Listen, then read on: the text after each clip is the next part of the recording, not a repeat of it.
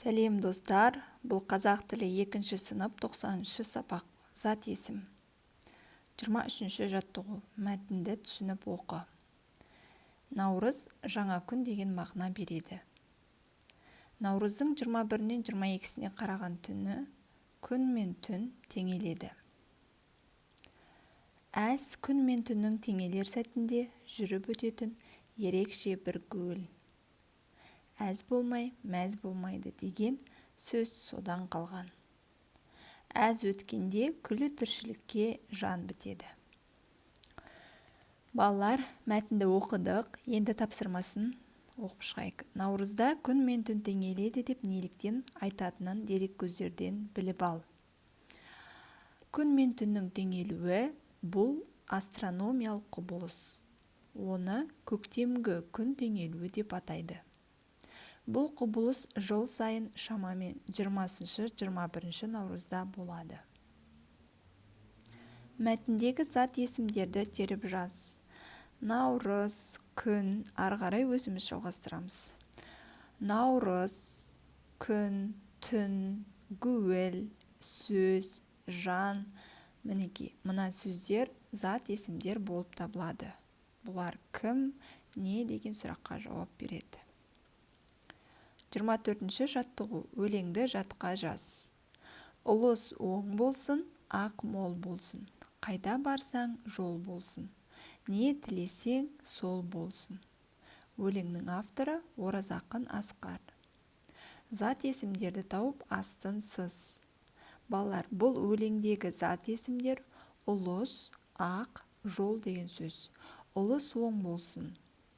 Не оң болсын? Ұлыс. Мұнда ұлыс деген сөз зат есімнің қызметін атқарып тұр.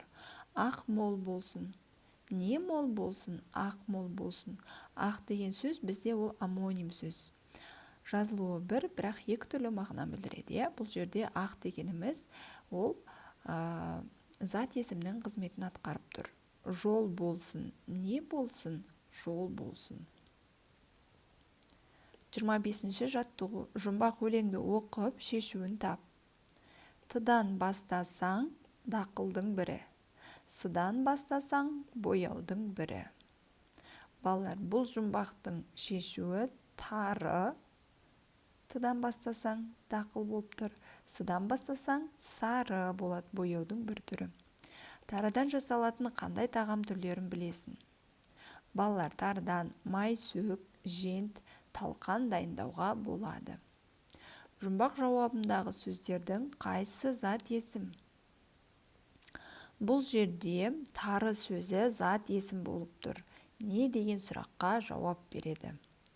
Ал сары қандай деген сұраққа жауап береді? Сондықтан тарыны ғана зат есім деп белгілейміз. Шығармашылық үзіліс. 26-шы жаттығу. Оңнан солға қарай оқығанда жаңа сөз шығатын сөздерді теріп жаз. Сонда балалар, мысалы, қолғанат сөзі, біз қазір солдан оңға қарай оқыдық. Қолғанат. Енді оңнан солға қарай оқысақ, тыдан бастап оқимыз. Мұнда бір мағынасыз сөз шығады. Ұршық. Солдан оңға қарай оқыдық. Енді оңнан солға қарай қышыру деп оқылады. Келесі лақ. Ал керісінше оқысақ қал деген сөз шығады. Мінекей, осы сөздерді теріп жазамыз.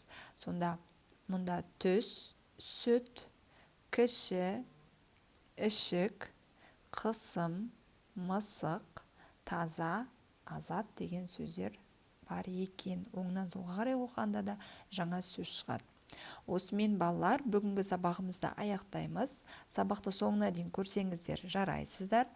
Каналға тіркеліп, лайк басып, келесі сабақты көру үшін қоңырауша белгісін басуды ұмытпаңыздар. Сау саламатта болыңыздар.